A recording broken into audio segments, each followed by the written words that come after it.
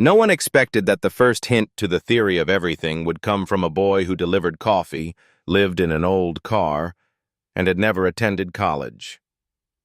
Cambridge, Massachusetts. October wind. The kind that rustles through ivy-covered stone and carries with it the quiet weight of knowledge. At precisely 6:58 a.m., the great lecture hall 2190 at MIT was already half full. Rows of dark wooden benches sloped downward toward a tall blackboard stained with the ghost of past equations. Overhead, the fluorescent lights flickered to life, illuminating the faded gold lettering that read, Department of Physics, Room for Special Seminars. This was not an ordinary day. Once every 5 years, MIT hosted a rare event. The Unsolved Problems of Modern Physics, a lecture series reserved only for the most stubborn mysteries of the universe. The auditorium now pulsed with anticipation. Graduate students clutched their notebooks. Scholars from Harvard, Princeton, even Zurich leaned forward.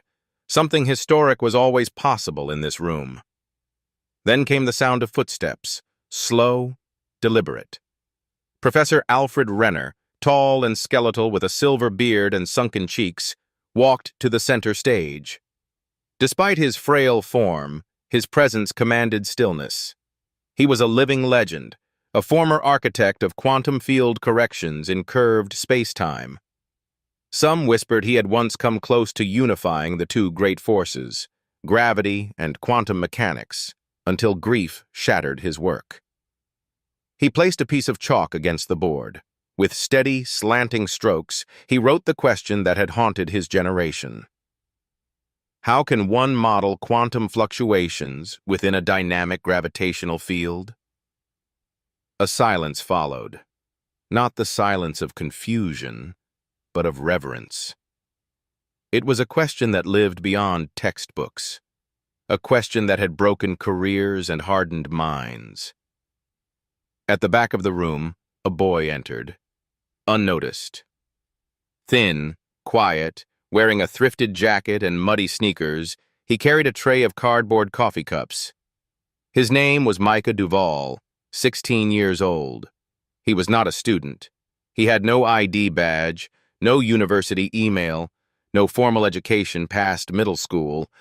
He was simply the coffee kid to most, just a face in the morning. But that boy had a secret. He slept in a rusted van with his younger brother Ezra behind the old warehouse on Windsor Street. At night, by flashlight, Micah read discarded physics books he collected from library bins. He didn't understand everything, but he remembered everything. Entire pages, copied by hand into a single worn notebook. His mind, hungry and silent, had been feeding on quantum geometry and gravitational tensor theory for over 3 years.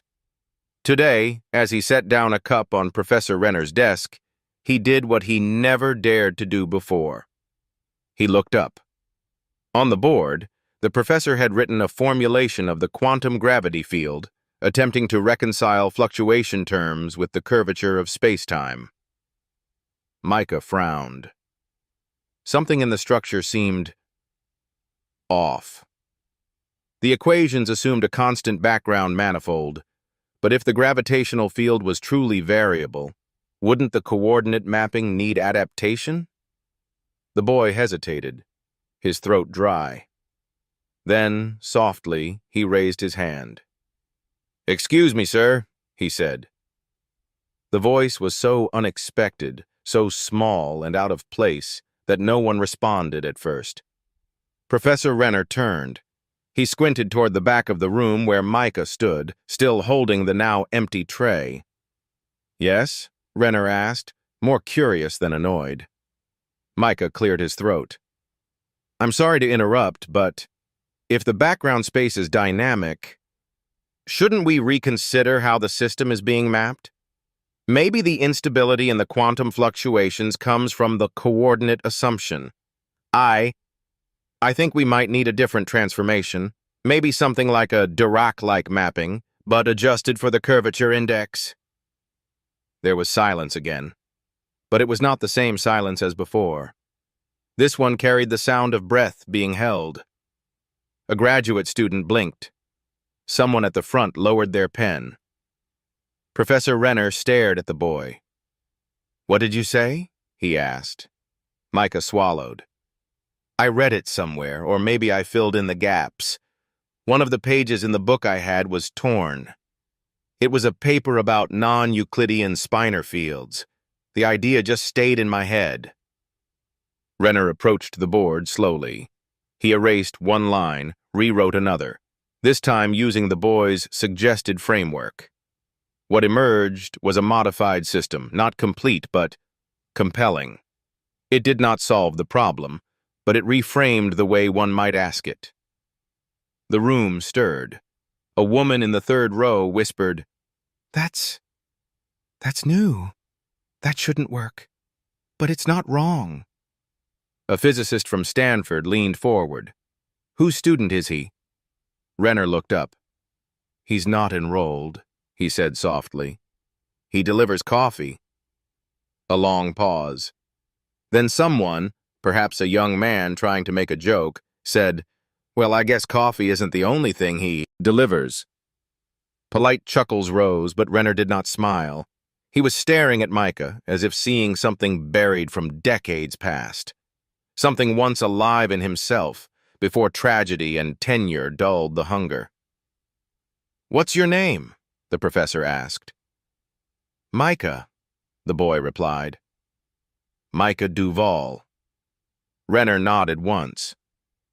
"Micah, have you studied differential geometry?"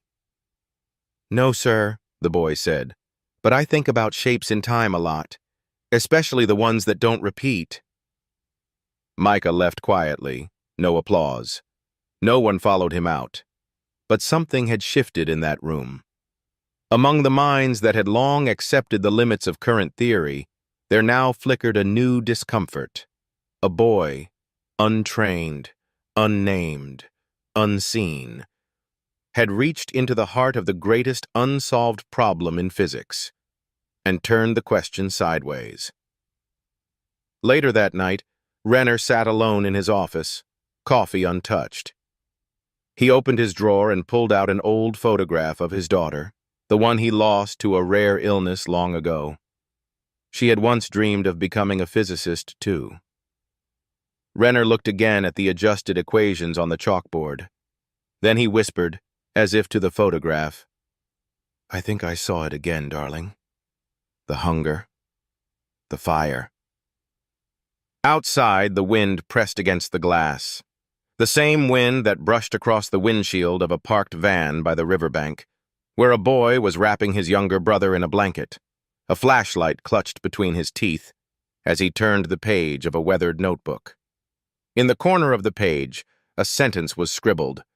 "Quantum gravity is not an answer. It's a way back home." The night had crept in without ceremony.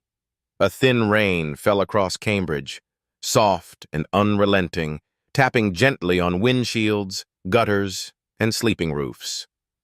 In a narrow, dim corner of a crumbling parking lot behind an old paper warehouse, a rusted white van stood crooked beside a broken lamppost. It was parked at just the right angle to avoid campus patrols, just far enough from the main road to disappear into silence. Inside the van, curled under a threadbare quilt, was Ezra Duval, age 11. His chest rose and fell unevenly, small, shallow breaths that trembled in the cold. His eyes fluttered beneath closed lids, his skin pale and thin. On the dashboard, a plastic heart monitor blinked with a dim green light, one of the many things his older brother had salvaged from a donation pile outside the clinic. At the back of the van, surrounded by old notebooks, crumpled papers, and coffee lids scrawled with formulas, sat Micah. His jacket was soaked from his morning shift. He hadn't changed. He hadn't eaten. He had a book in his lap, opened to a diagram of warped space-time, and he was trying to understand why, despite all the math, Some things still disappeared without explanation. Micah had not always lived this way. There were once rooms, walls, warm baths, and cereal boxes. A mother who sang softly while folding laundry. Her voice always sounded like dusk in autumn, gentle, gold-tinged, and tired. She had worked nights as a cleaner at the university hospital. After shifts, she would bring home old textbooks, left behind by students who had graduated or quit. She'd tell Micah, "This one's a bit heavy, baby, but I know you'll find something interesting in there." Micah did. He found infinity. And then, like a light being switched off, she was gone. An undiagnosed congenital heart condition. The same one now silently stalking Ezra's ribcage. No father came forward. No family remained. Just the van. And two brothers. They had tried shelters, tried asking for help, but the systems were slow, overrun, and skeptical. Micah was a minor caring for another minor. No one wanted that liability. So he delivered coffee. From 5 in the morning to noon, 6 days a week. On Sundays, he walked dogs in Kendall Square. Every dollar not spent on food went to keeping the van running and to Ezra's medications. But more than money, Micah craved understanding. Not pity, not rescue. Understanding. Why things vanish. Why time curves back on itself in some places, but never where you need it most. Why, even in equations, there are terms that collapse into zero, terms once filled with meaning. Tonight, as Ezra slept, Micah reread his notes from the lecture earlier that morning. His fingers trembled as he traced the adjusted transformation Professor Renner had written on the board, based on his suggestion. It still didn't feel real. He hadn't meant to speak.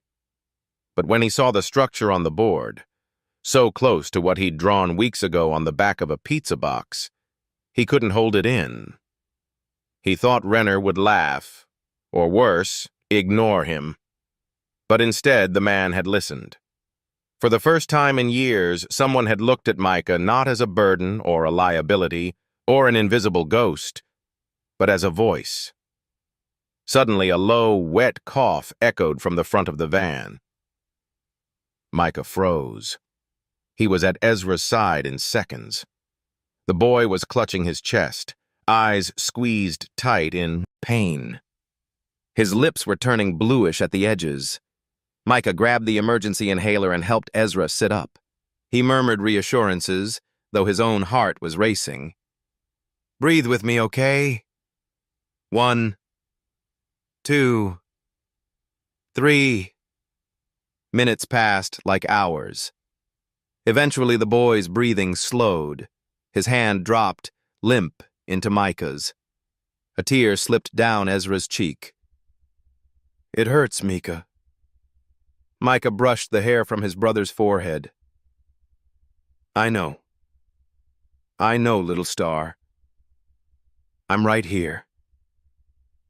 The air inside the van was damp with fear, and with something else, helplessness. Micah looked out through the cracked windshield, across the dark campus where, hours ago, minds had gathered to ask questions about the birth of the universe. Here he was now, asking the most human question of all.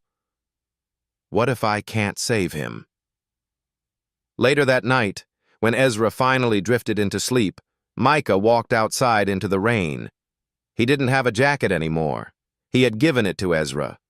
His shoulders shook, not from the cold, but from something deeper, something lodged in the space between logic and prayer. He walked, past the library dumpsters where he found most of his books, past the cafe that let him work extra hours when he needed, past the windows of warm apartments where students laughed, not knowing they were being watched by a boy who wanted only a few more years with his brother. He stopped at the back wall of the MIT physics building. There, near a loading dock, was an old blackboard, a relic used by students practicing late-night equations. Micah picked up a chalk nub someone had left behind. His hand, trembling from fatigue, began to write. He didn't copy Renner's theory. He didn't rewrite the classic equations. Instead, he wrote a question.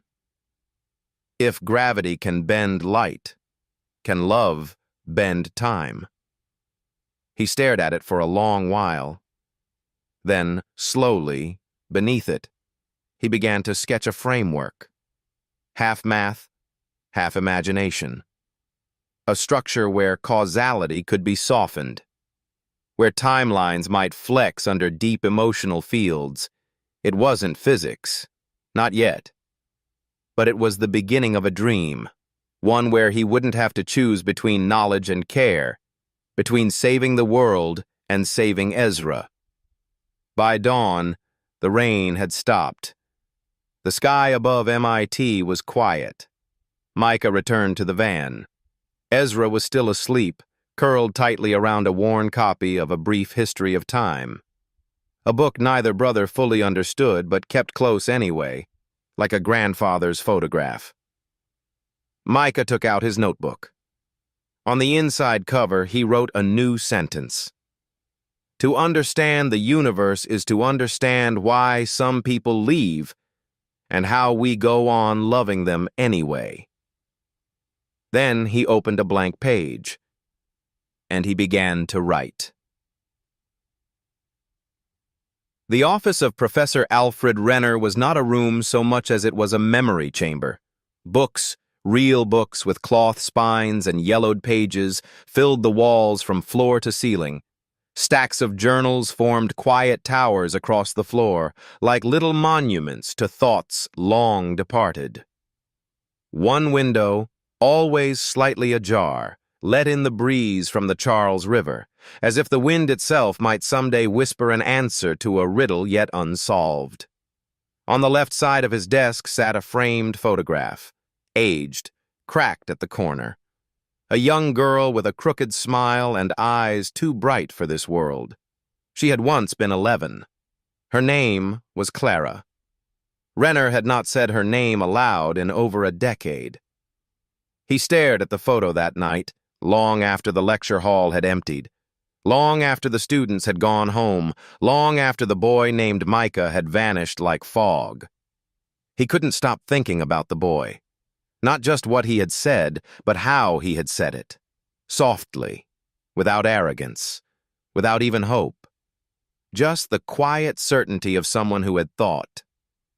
That kind of clarity only came from two places: grief or genius. Sometimes they came from the same wound. Clara used to ask impossible questions.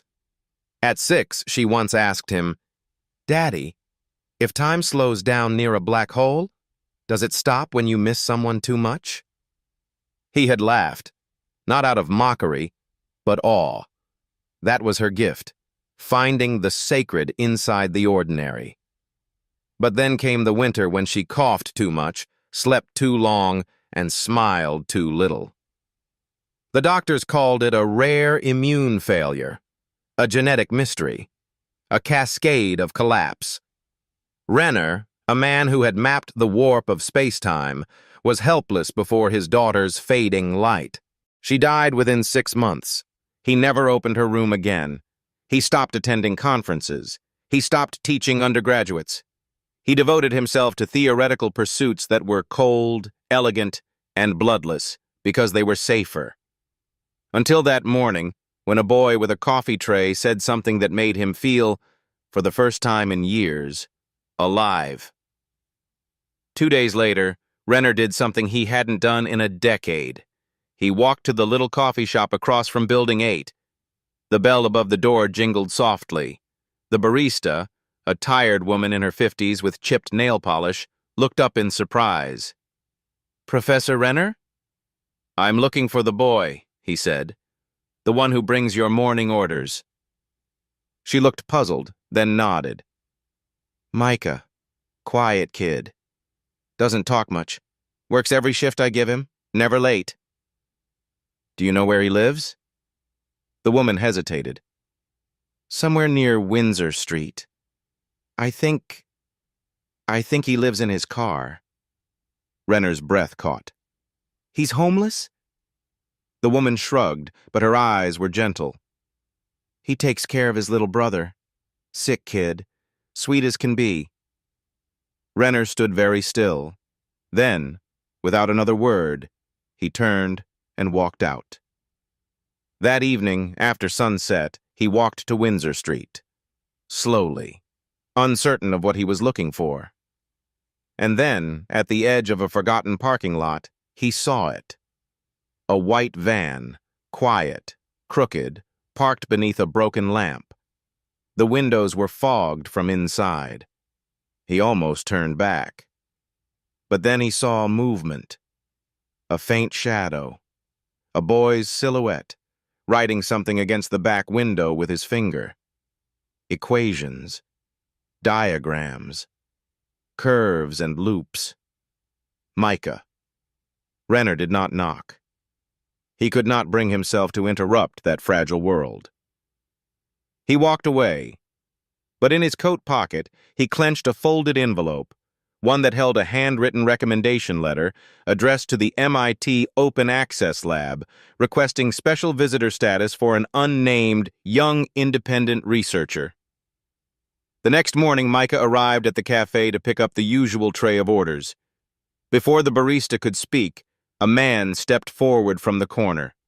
Tall, familiar, Professor Renner. Micah froze. Renner offered a small nod. I'd like you to come with me. Micah's instincts screamed to say no. He wasn't allowed. He wasn't invited. He wasn't even a name on a list. But something in the professor's eyes, quiet, tired, and not unkind, made him nod. They walked in silence to Building 24. Renner led him down a corridor lined with framed portraits of Nobel laureates and empty-eyed geniuses. He stopped at an old metal door, scanned a key card, and stepped inside. It was a physics lab. Bare. Quiet. Chalkboards. Desks. A single computer. And in the corner, a blank whiteboard, tall as a wall. You can write here, Renner said softly. No one will stop you. Micah stood very still. But I don't have clearance. You do now, said Renner. At least, until they tell me otherwise. Micah walked to the board slowly, picked up the marker, held it. His hand shook. He had never written on a real whiteboard. He had only drawn on cardboard, concrete, old pizza boxes. He wrote one symbol, then another. And slowly, quietly, the equations began to emerge. His thoughts, his questions, his private stars. Renner sat in the corner saying nothing. But in his mind, he saw Clara, leaning over a workbook, tongue peeking from her teeth, solving a puzzle no one asked her to. It hurt to watch, but it also healed. Hours passed. They forgot the world, but not the world's rules. The next day, the letter arrived. The MIT Research Oversight Committee. Polite, formal, cold. Visitor privileges are not to be extended to non-enrolled individuals, regardless of perceived talent. Due to liability concerns and institutional policy, the boy is not permitted access to restricted research spaces. Micah stood outside the lab, staring at the letter in his hand. Beside him, a few graduate students whispered, not kindly, "You deliver coffee, man. Don't dream above your level." Micah didn't argue. He didn't cry. He didn't defend. He folded the letter once, carefully, and walked away. Renner watched from the window. He said nothing. But inside something was burning. Not anger, not pride. Regret. And perhaps the stirring of a vow he hadn't yet spoken aloud. That night, back in the van, Micah didn't write. He simply held Ezra's hand and listened to the boy's breath, steady for now. He looked at the little heart monitor blinking faintly green, and then he whispered into the dark, "Maybe I don't need their building. Maybe I just need time." He closed his eyes, and somewhere, across the city, in a warm office lined with books and memories, Renner sat alone. In front of him, a blank sheet of paper. At the top, he began to write, "To whom it may concern, I believe we are in the presence of a once-in-a-generation mind." The wind had turned colder. October was drawing toward its end, and the light in Cambridge grew shorter by the day. Trees along Massachusetts Avenue shivered in silence, shedding gold and crimson onto wet pavement. Students walked in packs, hurrying across crosswalks with backpacks slung low and earbuds tucked deep. In the noise of knowledge, the unheard are always the quietest. Micah Duvall had never stepped foot inside a lecture room as a student. Yet in the last week, his name had passed through the lips of more physicists than he would ever meet. They called him the boy with the whiteboard. The coffee kid who corrected Renner. A spark, but unschooled. But academia did not run on sparks. It ran on paper. It was a Thursday morning when Micah arrived at MIT again, this time not to deliver coffee, but to speak with the Research Oversight Committee. He had a note from Professor Renner in his coat pocket. It was firm but respectful, urging a reconsideration. It called Micah's insights rare, original, and urgent. It used phrases like geometric intuition, nonlinear cognition, and emergent reasoning structures. Phrases Micah barely understood. What Micah understood, however, was the face of the woman who greeted him at the administration desk. She did not smile. Name? Micah Duvall. She scanned a list. Not finding it, she asked again, slower this time, as though he might have misunderstood the question. "I'm not enrolled," he said, trying to stay polite. "But Professor Renner sent—" Before he could finish, she shook her head. "No credentials, no student ID. You can't be here without clearance." "I'm not here to stay," Micah said quietly. "I just wanted to show something." At that moment, a student brushed past, bumping into Micah's shoulder. "Move, dude," the student said with a half laugh. "This isn't Starbucks." The words didn't hurt. Not anymore. But they didn't disappear either. They landed somewhere, folded in silence, like the rest of his life. That night, in the van, Ezra asked, "Why don't they let you show your ideas?" Micah shrugged. "Because they don't know where I came from." Ezra frowned. "You came from here. The same world. Same air." Micah didn't answer. He looked down at his notes. A stack of scribbled diagrams and a new idea he couldn't shake. What if gravity wasn't a force, but an emergent property from the collapsing topology of time itself? He didn't know the right words, but he felt the shape of it in his mind. The next morning, Professor Renner found him again, waiting outside the lab building, sitting on the steps, notebook in hand. "You came back," Renner said, not as a question. Micah nodded. "They didn't let me in." "I know," Renner said. He paused. "They won't." Micah looked up. "Even with your letter?" "Even with 1,000 letters." There was a long silence between them, broken only by the wind. "Why?" Micah asked finally. Renner looked out at the courtyard. Then he spoke slowly. "Because science, for all its talk of truth, still worships hierarchy, and you didn't enter through the front door." Renner invited him to walk.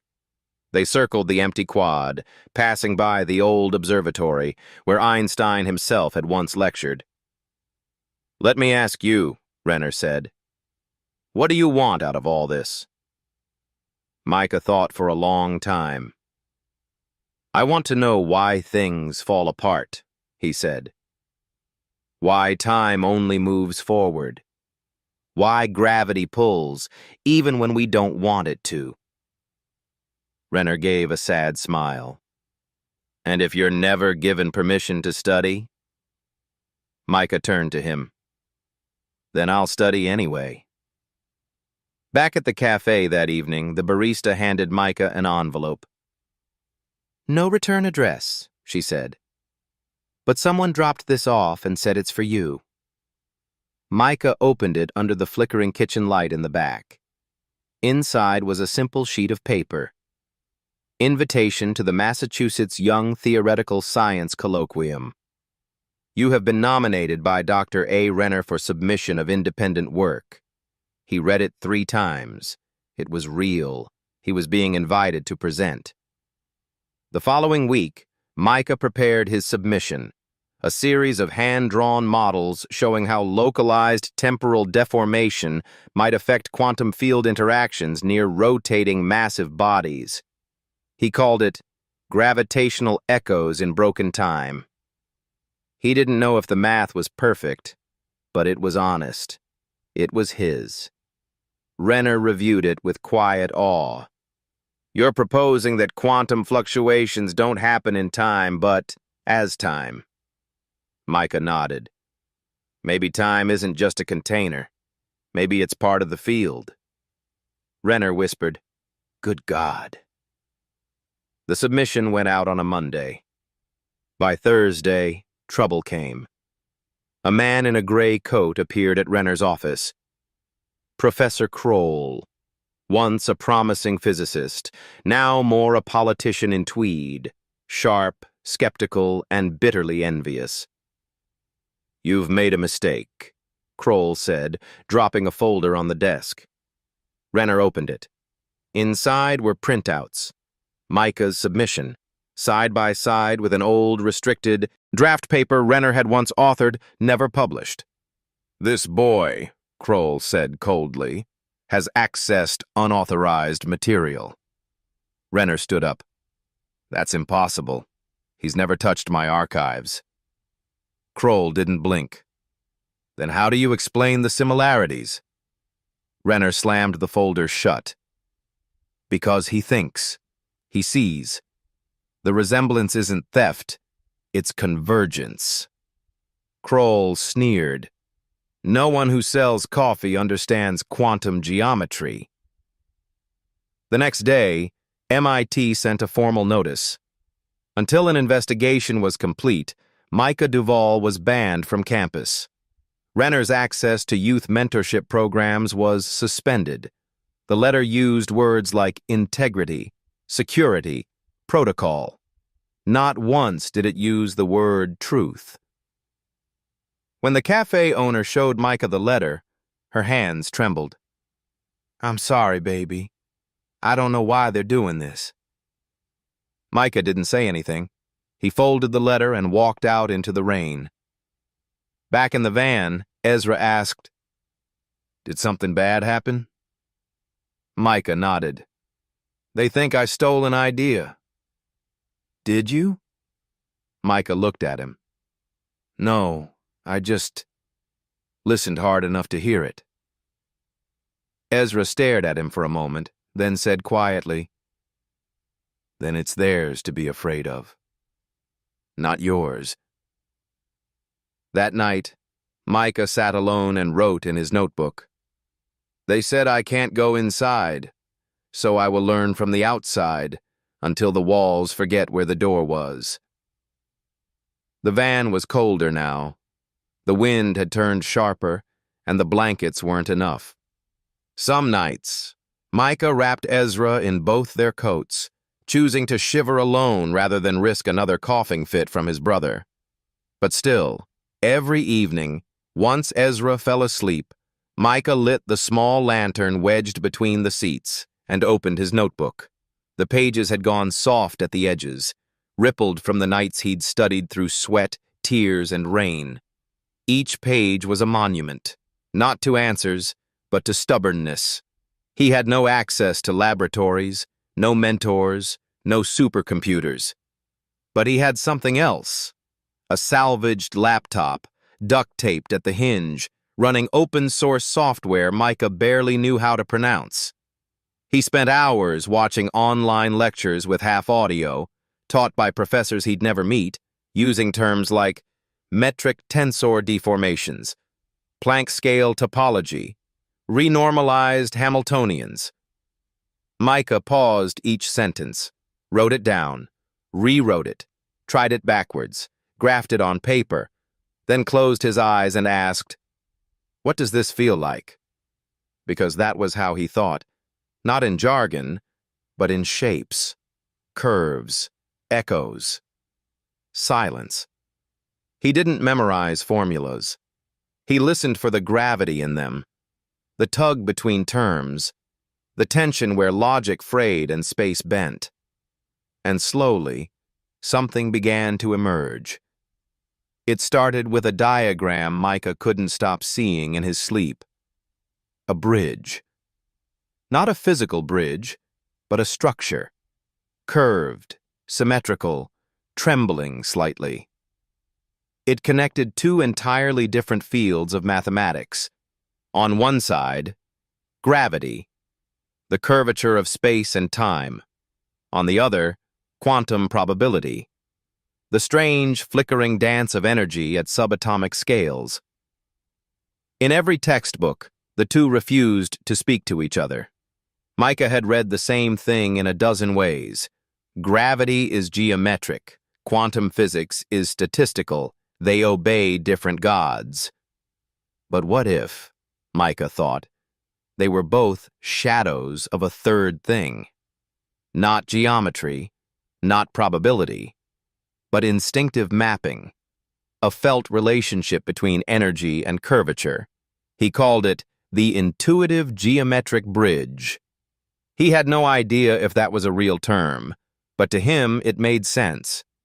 Using free simulation software built for high school physics labs, Micah began building models, basic, slow, sometimes crashing, of curved gravitational fields under chaotic quantum fluctuation.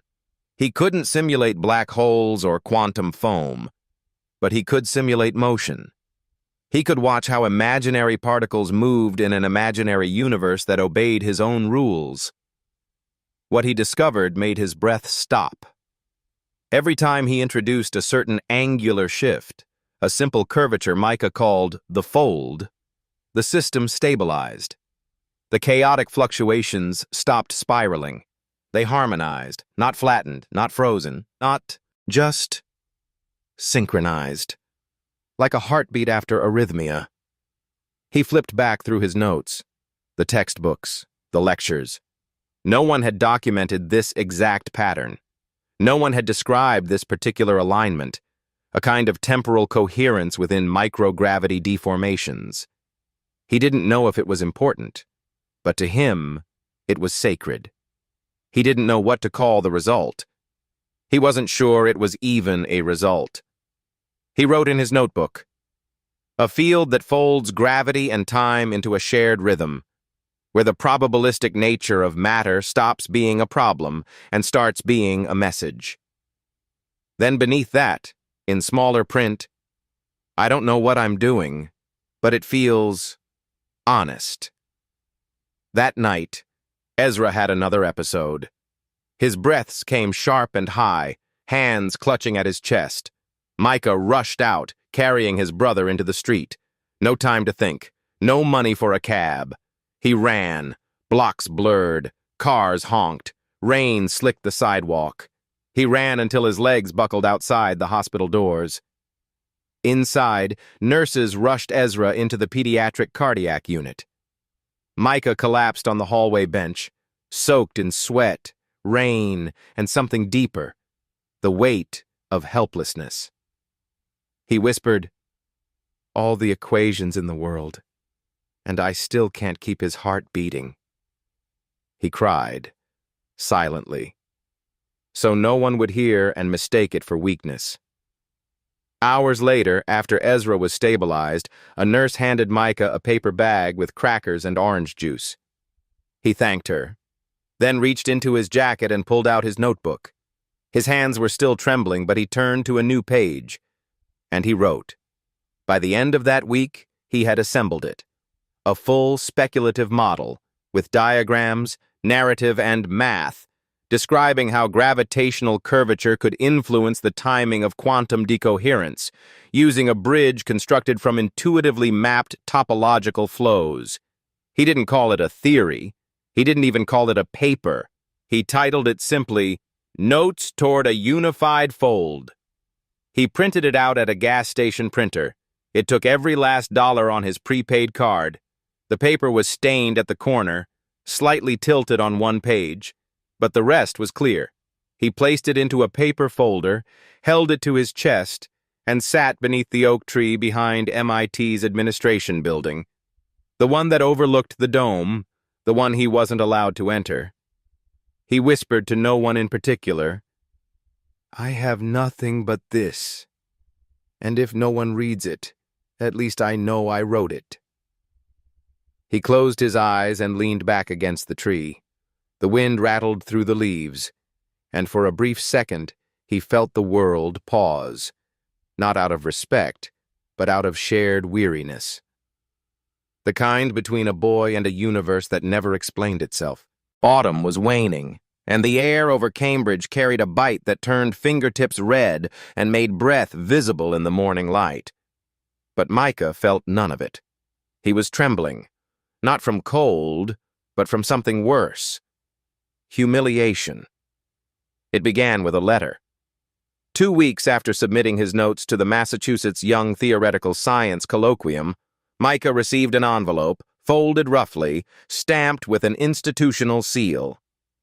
He sat alone in the back of the cafe, fingers smudged with ink, Ezra asleep in the van outside. He opened the envelope slowly. We are writing in regard to your recent submission, Notes Toward a Unified Fold. While the ideas presented are indeed of significant interest, concerns have arisen regarding the originality of the work. Certain parallels have been noted between your submission and restricted research drafts authored by Professor A. Renner in prior years. Micah stopped reading.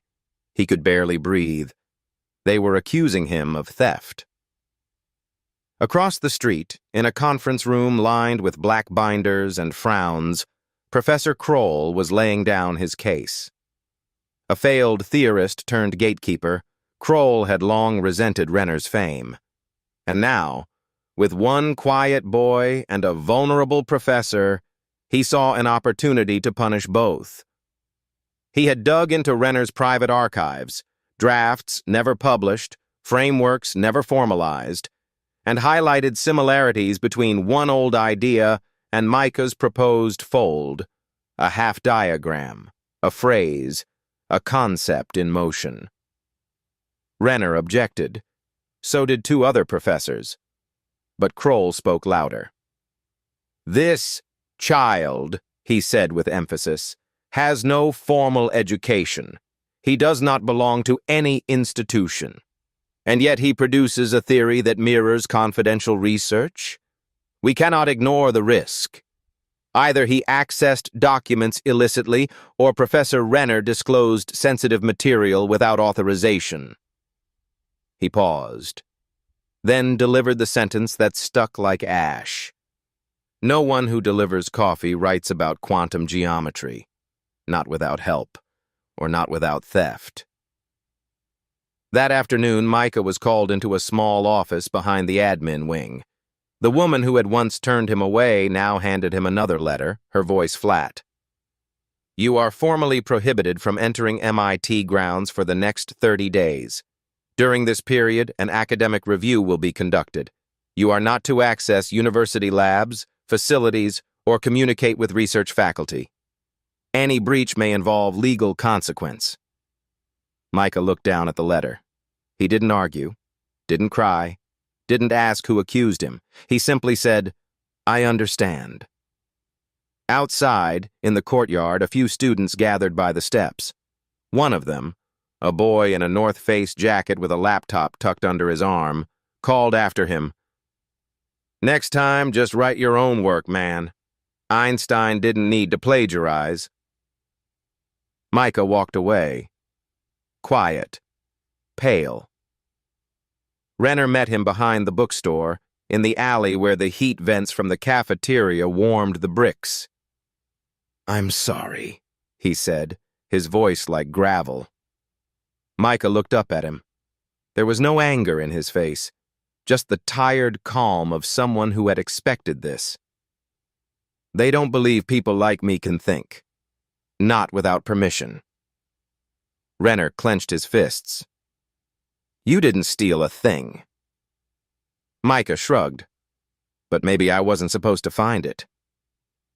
In the days that followed, the story spread. Online physics forums buzzed with speculation. Promising submission disqualified. Underage prodigy or fabrication. Renner's legacy questioned after unauthorized mentorship. Some defended him. Most didn't. Because it's easier to believe a genius would cheat than that a boy without credentials might be one. Micah stayed away from the cafe. He didn't want to be seen. He didn't want to explain. He didn't want Ezra to know. But Ezra noticed. His brother always noticed. "They said something about you online," Ezra whispered from the van one night. "Is it true?" Micah paused, then said softly, "What's true is, they don't know me. Not really." Ezra sat up. "But I know you." Micah smiled. "Yeah, that's what matters most." The next morning, Micah walked to the riverbank behind Memorial Drive. He brought with him only two things, his notebook and the printed draft of his theory, the one now marked "Under Review." He sat by the water, letting the pages flutter in the wind. He whispered, not to God, but to the universe, "I didn't come here to steal. I came here to ask." That afternoon, Professor Renner took a risk. He uploaded a short essay to his personal page, not a formal paper, not a press release, just a quiet manifesto. It was titled, "Genius is not a privilege." He wrote, "I once believed the greatest minds of our time would rise through discipline, degrees, and structured inquiry. But then I met a boy who sleeps in a van, who taught himself the language of space-time by reading discarded books. He submitted a paper born not of theft but of hunger, the purest hunger I have seen in decades. If there is truth in science, let us not bury it beneath credentials." The essay went viral within hours. Some praised it. Others mocked it. The university stayed silent. But a quiet wind had shifted, and somewhere in Zurich, a Japanese professor named Koji Takayama, who had been working on similar curvature problems for 30 years, read the essay. He downloaded Micah's withdrawn submission from an archive mirror someone had posted, and read it. Twice. Then a third time. He put down his pen, stared out the window, and whispered, "That's the fold I never found." Back in Cambridge, Micah returned to the van. Ezra was asleep, warm under 2 donated blankets. Micah opened his notebook. He turned to a new page, and this time in the corner, he wrote, "I didn't build this theory to be accepted. I built it so my brother might live long enough to ask his own questions." Then he began writing again. Not out of hope, but out of necessity. Because truth, once heard, cannot be silenced. The letter arrived on a Thursday morning. Folded neatly, no return address. It had been slipped into the cafe's mailbox, held together by a red wax seal with a strange insignia. A circle, bisected by a slanted line, like time split in two. Micah opened it in the alley behind the cafe, beside the rusted dumpster where he used to find discarded textbooks. Inside was a single sheet of handmade paper, printed in elegant serif font. You are formally invited to present your independent research at the International Young Theoretical Physics Colloquium, Zurich, Switzerland. Beneath it, a note in ink. We have read your work. We believe you've touched something essential. We believe you must come.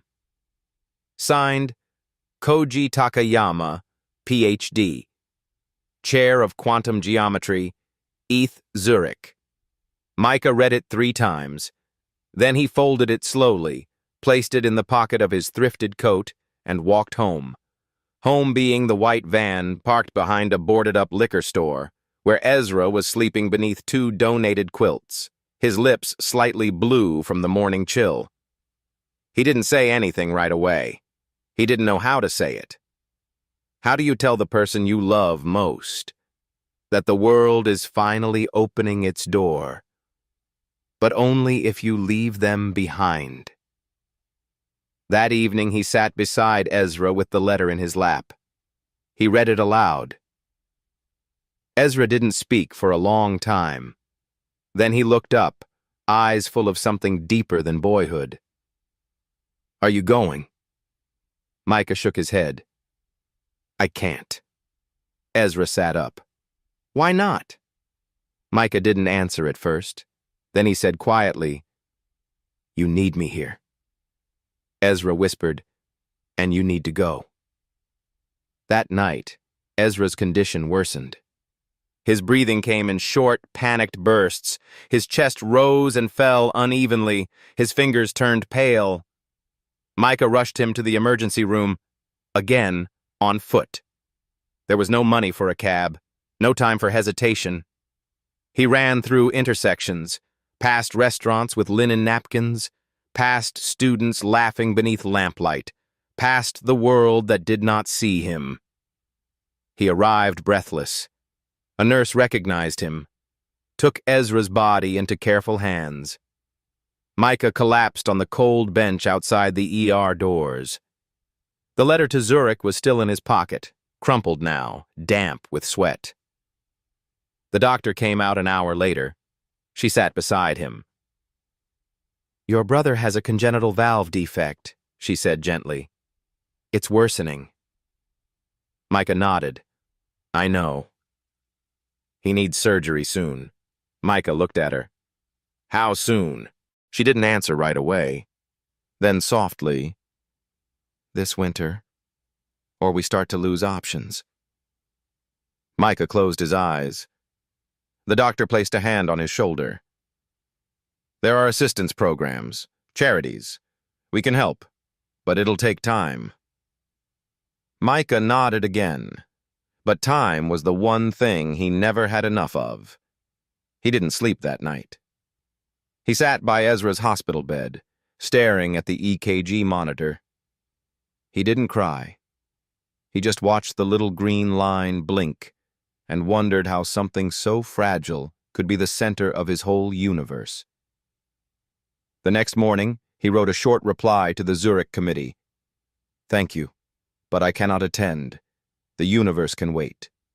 My brother cannot. He didn't send it from a laptop. He wrote it by hand, sealed it in an envelope, and handed it to the cafe's owner, who offered to mail it on his behalf. She looked at him for a long time. You sure, Micah? This is a big door. He smiled. Not bitterly, just quietly. The door will still be there. I just need to carry someone through it first. Later that day, he returned to the van and pulled out his notebook. He opened to a blank page, wrote at the top, Einstein said time and space are curved by mass, but I've learned they're also curved by love. Then, beneath it, he sketched something new. Not a theory, not a formula, but a model of sacrifice, a structure in which progress is not measured by fame or acceptance, but by the preservation of something sacred. the bond between two souls who only had each other. In the margins, he wrote, "My work is not lost. It is waiting, folded gently in the heart of every moment I stay." Days passed. Ezra remained in the hospital, stable but fading. Micah visited every morning and every night, working cafe shifts in between, sleeping in the van outside the ER parking lot. And in his notebook, he kept writing. 2 weeks later, something happened. Renner showed up, not at the hospital, not at MIT, but at the van. He knocked gently. Micah opened the door, blinking under the soft afternoon light. Renner held out a file. "We found help," he said. Inside the folder, a letter from an international science foundation, a sponsorship fund, a special visa for urgent travel, and at the bottom, a medical grant for Ezra's surgery. Micah's hands trembled. "How?" Renner smiled, tired and proud. "You didn't need to go to Zurich. Zurich came to find you." Micah looked down at his brother's name on the medical grant. He exhaled, a breath he hadn't known he'd been holding for years. Then he looked up at Renner. "I'm still not going." Renner nodded. "I know, but now, you don't have to choose between him and the universe." The email was sent at 2:47 a.m. It came without salutation or apology. No bullet points, no attachments. Just 13 quiet words. "I hereby resign from the Academic Oversight Board at MIT, effective immediately. Alfred J. Renner." When the administration read it the next morning, there was confusion, then whispers, then silence. Renner had served on that board for over 20 years. He had co-authored review protocols, chaired international panels, and delivered keynote lectures at every major physics conference of his generation. But now, the man who once defined the gate had walked away from it. That same afternoon, Renner published an essay. It wasn't peer-reviewed. It wasn't delivered at any podium. He posted it to his personal website, typed in a classic serif font on a cream background. The title was simple, "The Measure of Genius." Inside, he wrote, "I have come to believe that genius is not a matter of credentials or lineage, but a hunger for truth so fierce it burns through walls. This boy, Micah Duvall, has done more with a flashlight, a broken laptop, and his brother asleep beside him than most institutions will permit, with 100 grants and pristine labs." He described the fold. He described the intuition. He described the integrity. Then he wrote, "The true scandal is not that a homeless boy solved a piece of physics. It's that we created a world where he had to do it alone." The essay spread like fire. First, among graduate students, those who had once whispered behind Micah's back. Then to faculty. Then across the sea. By the end of the week, it had been translated into 12 languages, and the letters began to arrive, from Tokyo, from Oxford, from Cape Town, from Sao Paulo, letters from physicists who had once been dismissed in their youth, letters from educators who taught in night schools and refugee camps, letters from parents of children who asked too many questions and were told to be quiet. One by one, they said the same thing. "We see him. We've met a Micah, too. It's time we change the gate." A physicist in Norway began an online petition. Formal recognition for independent theoretical work. Within 48 hours, it had over 80,000 signatures. A group of professors at ETH Zurich proposed the Duvall Research Fellowship, an annual grant for uncredentialed minds with demonstrable insight. And at MIT, a small group of graduate students, quietly, without press, began uploading open-source physics simulations written in plain language, with one line in the description, "Inspired by Micah." Meanwhile, Micah remained where he always had, beside Ezra's hospital bed. He didn't know about the fellowship, didn't know about the petition, didn't even know Renner had resigned. All he knew was that his brother's surgery was 3 days away, and that the scar on Ezra's chest would become part of both their maps forever. That night, Renner visited him again. He didn't wear a lab coat or carry a notebook. He brought warm food, 2 old physics journals, and a new sweater for Ezra. They sat in silence for a long time. Then Micah asked, "Why'd you quit?" Renner stared at the linoleum floor for a while. Then he said, "Because the room I helped build no longer deserved your name in it." He handed Micah a small envelope. Inside, a card with one sentence. "Zurich hasn't given up on you. We never will." Micah folded the card carefully, slid it into his notebook. "I'm not going anywhere," he said. "Not yet." Renner nodded. "I know. But you will." 3 days later, Ezra's surgery began. Micah sat in the waiting room, alone, silent, gripping the notebook so tightly the paper began to crease. Every second felt like a century.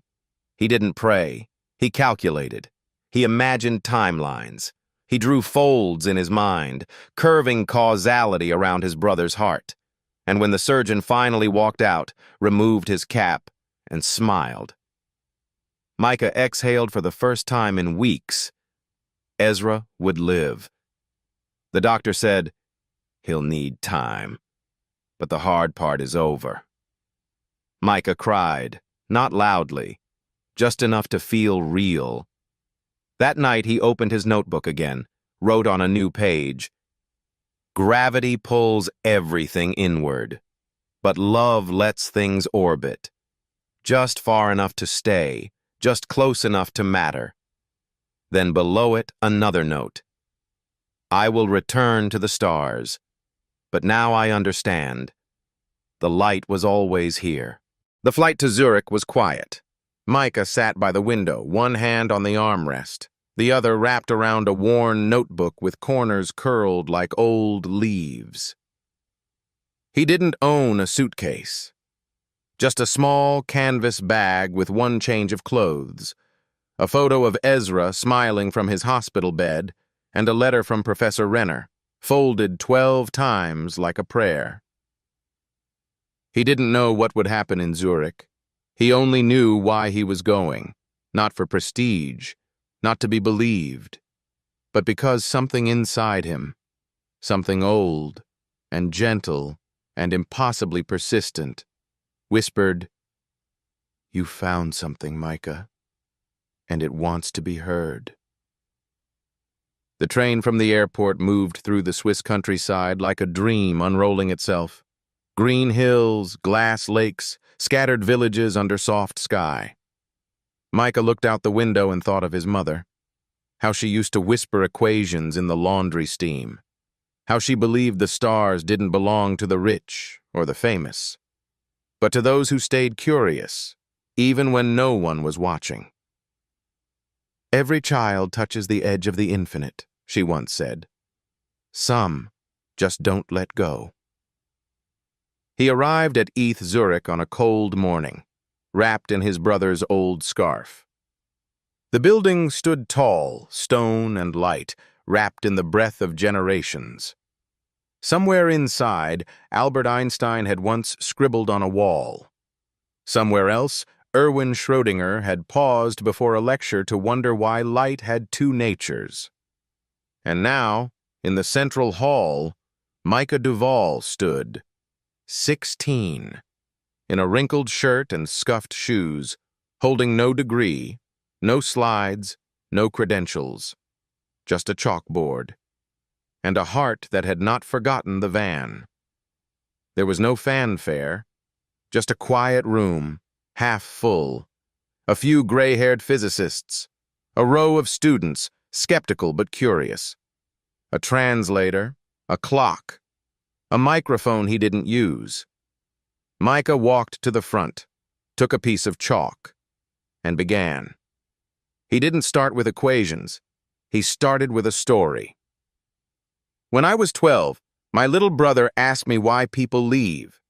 I told him it's because space is curved, and time follows that curve. And sometimes people fall out of reach. But that's not true. They don't fall, they fold. He turned to the board, and he drew it. The fold. A simple, elegant loop. A structure where time and curvature didn't fight, but sang. Where quantum instability didn't scatter, but converged. Where gravitational distortion acted not like a force, but like a harmony between timelines. He spoke without fear, because the fold wasn't a theory anymore. It was a memory, a shape he'd lived. As he drew, one by one, the room began to still. A professor from Kyoto leaned forward. A woman from Caltech placed her pen down. A Nobel laureate from Denmark closed his eyes. And then, halfway through the model, it happened. Professor Takayama, seated in the front row, rose to his feet, slowly, carefully, eyes wet. He whispered, "I have searched for this for 40 years, not with my mind, but with my soul." And then, to everyone's surprise, he bowed. The room fell silent. Then one hand clapped, then another. Then everyone stood, not in ovation, but in reverence, because they had not just witnessed an answer, they had witnessed a return of wonder. Afterward, they offered him everything: a formal position, a full scholarship, a lab with his name on the door, travel, mentorship, funding. Micah listened. He smiled. He thanked them. Then he said softly, "I'll need time. I promised someone I'd be home soon." That night, alone in a guest room with paper-thin walls and a view of the mountains, Micah wrote in his notebook, "The fold is real, but it isn't just physics. It's what happens when love and time refuse to let go of each other." He paused. Then beneath it, "I thought the universe was a question, but maybe it's a brother who waited for you to come back." It had been 7 months since Zurich. Micah could have stayed. ETH Zurich had offered him a permanent research fellowship. Professors from around the world asked when his next paper would publish. Documentary filmmakers sent letters. Awards committees waited for a photograph. But he declined, one by one. Not because he had nothing more to prove, but because the person he'd become didn't need proving. Instead, one spring morning, long before the city had opened its eyes, Micah came home. Not to MIT, not to Zurich, but to a gravel lot behind a boarded-up liquor store in Cambridge, Massachusetts, where a white van still sat under a maple tree. And beside it, a new structure had appeared. It wasn't much, just a rectangular shed with plywood walls, salvaged windows, and one solar panel perched like a small flag of defiance. Inside, 2 folding tables, a chalkboard, a kettle, and a bookshelf with 6 volumes, each one donated by a retired physicist who had once read his Zurich presentation with tears in their eyes. A wooden sign hung outside the door, hand-painted, letters uneven but clear. The Fold School, free lessons in physics, math, and quietness, for anyone who's been told they can't learn. The first student arrived on a Tuesday, a small girl with frizzy hair and a plastic calculator she'd found in a garbage bin. She didn't ask about quantum fields. She asked, "Why do numbers always come after each other? Can they be friends?" Micah grinned. "Yes," he said. "That's called a pattern." By the end of the first month, There were 12 students. None of them had laptops. Some didn't know how to read yet. One boy was 12 and had never held a pencil, but they came anyway. Because Micah never asked for IDs, or grades, or silence. He only asked, "What do you want to understand?" And when they answered, even with nonsense, even with fear, he listened. One day a boy stood outside the shed, hesitant. He was tall, awkward, afraid. Micah opened the door. The boy looked down. "I'm not smart," he said, "like the others." Micah smiled gently. "Neither was I." The boy blinked. "But you discovered something. The fold." Micah nodded. "Yeah, but before that, I just delivered coffee and waited for someone to see me." He crouched down. "So I'll see you, until you see yourself." The boy cried. Micah didn't stop him. Word spread, not on the internet, not in headlines, just from child to child, from one tired mother to another, from the quiet edge of a city that rarely remembered its poorest. And every week, the school filled, not with students, but with possibility. One evening, Ezra came by with 2 cups of hot tea. He had recovered from surgery. His chest carried a scar now, long and proud. He'd started community college part-time, wanted to study medicine. He placed the tea down and looked around the shed. Kids were building cardboard models of time machines. One was trying to teach his sister long division using Skittles. A girl had drawn a black hole with pink chalk and labeled it "My Feelings." Ezra turned to his brother. "You built all this." Micah shook his head. "No, they did. I just left the door open." That night, when the last child had gone home and the lights inside the shed flickered low, Micah sat by the chalkboard. He picked up a piece of white chalk and wrote in the corner, "Final theory. Love bends time more than gravity ever could." Then he drew a fold, small, perfect, whole. And beneath it, one last line. "This theory is for those who had no one to teach them, so they became the teacher." Outside, the wind rustled through the maple leaves, and somewhere in some distant timeline Micah would never visit, perhaps Einstein smiled, not because a boy had solved a problem, but because he had understood what the problem was never meant to be, not a question of science, but of belonging. For those who were once left outside the door of knowledge, but kept knocking with quiet patience. When I began writing this story, I wasn't trying to create a hero. I simply wanted to trace an old and honest image. A boy, sitting beneath a cracked rooftop, reading a torn physics book, not to be famous, but to understand why he hurts. Micah had no ID badge, no diploma, no mentor. He had only one thing: the belief that intelligence doesn't belong to the privileged. It belongs to those who refuse to give up. I wrote this story for people like you, for the older man still quietly rereading high school physics by his window, for the mother who once dreamed of being a teacher, then sold food on the street to send her child to school, for every grandparent who still carries the dream no one ever called genius. I wrote to say, you are not late.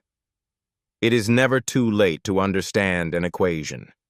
It is never too late to start learning again. It is never too late to become a light for someone still wandering in the dark.